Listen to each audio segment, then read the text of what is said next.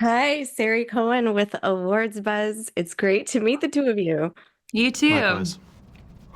So, this is exciting. I want to dive right into your characters. Michaela, let's start with you. A nun and a journalist. How does that work? It is a bizarre pair, I think. I think she's like so invested in the truth and has faith that the truth will actually bring more, despite its gruesomeness, will bring more people to the church and to find faith. I think Lois Tryon is at such a bottom, and I think that when you're at the bottom, you have to find some sort of hope in something, and I think Sister Megan kind of represents that for her. But it's unlikely to want to find bizarre pleasure in murders as a nun. Yeah, it's definitely something we haven't seen before. Now, Nicholas, talk to me a little bit about evolving your character. What's interesting about Father Charlie is that he really subverts, for me at least, subverts religious iconography. Um, the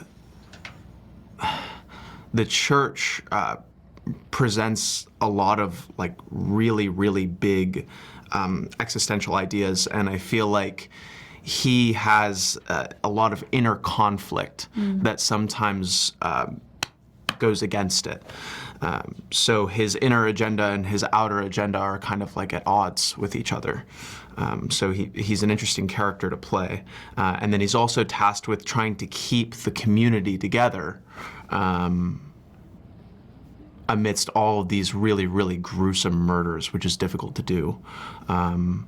And then he's also trying to convince the people who are sort of his superiors in the church that the church needs to evolve in these kind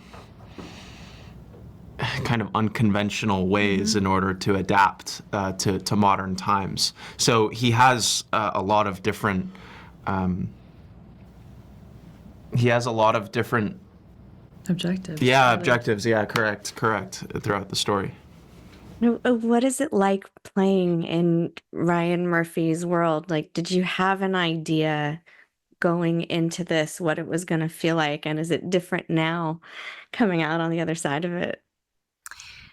I'm friends with Sarah Paulson, and I texted her right before leaving for LA and was like, how have you mastered the Ryan Murphy universe, if you will? And she kind of was like, you have to play the stakes. You have to play the heightenedness of what these amazing writers wrote, and not be afraid. And that kind of came full circle when Nisi at the very end was like showing me a clip of the show really fast and was like, you were afraid on set a lot, but you were brave when it mattered. And I was like, that's nice. I think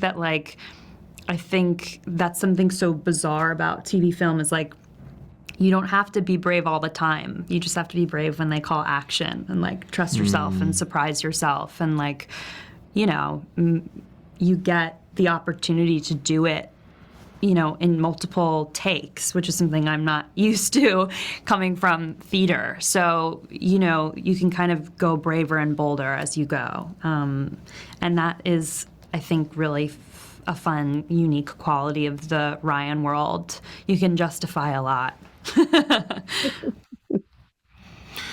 I think what's really cool about working on a Ryan project is that he already has really specific ideas for things like wardrobe and things like hair and makeup. And all of these things sort of inform your own understanding of texture and feel. And then as you start to get into the words that you're saying and how the clothes feel on you, the characters in a lot of ways manifest themselves, at least in my experience. I so agree with that. Because he sort of pushes you in these directions, and then at a certain point, you're almost in free fall as an artist, and then you have to trust that like you're falling into a good place. But the most amazing aspect of his world is that it enables you to make really strong and bold choices, which was a really fun part of this project for me. You two are amazing. Thank you so much for hanging out with us today. Thank you. So excited for everybody to see the show. Yay, me Thanks. too.